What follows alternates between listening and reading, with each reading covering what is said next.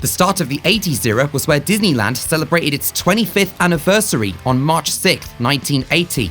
Michael Jackson and the Osmonds performed on a TV special in honor of this.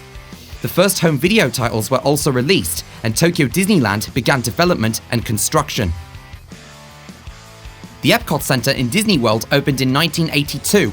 To commemorate it, they held another TV special with more celebrity guests who helped look at the park from Walt's first idea through to its construction. But 1983 was a big year for the company, as following the success of Disneyland, other countries wanted their own version of the park.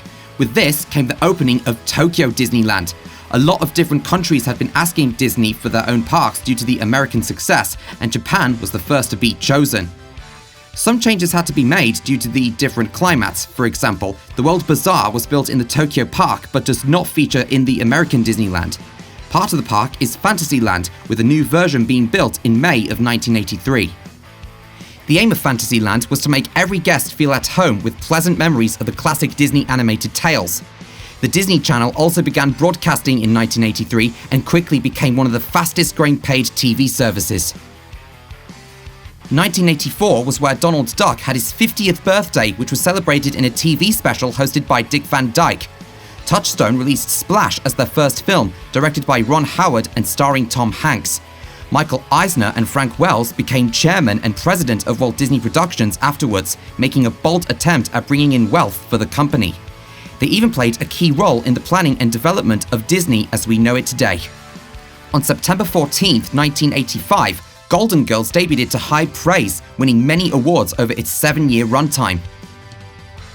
The Disney Sunday movie debuted on TV in 1986, followed by the Walt Disney Productions, now becoming known as the Walt Disney Company. The 500 millionth guest was welcomed at a Disney park. For this, they received lifetime passes and a VIP tour of the park, among many other awards. WED Enterprises was then renamed to Walt Disney Imagineering. Multiple events occurred in 1987, didn't you know? Star Tours opened in Disneyland in collaboration with George Lucas. The company reincorporated in Delaware, and a Euro Disneyland agreement was signed in France, with construction for Disneyland Paris starting within a year. The first ever Disney store opened in Glendale Galleria. The first Disney dollars were sold at Disneyland, and DuckTales was launched on the Disney Channel. 1988 was even busier.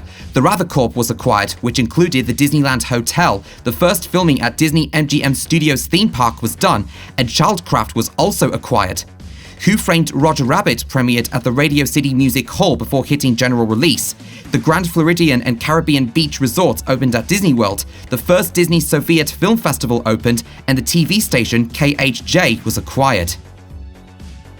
Hollywood Pictures began operations in 1989, followed by the openings of Disney MGM Studios theme park, Pleasure Island, Typhoon Lagoon, and Splash Mountain.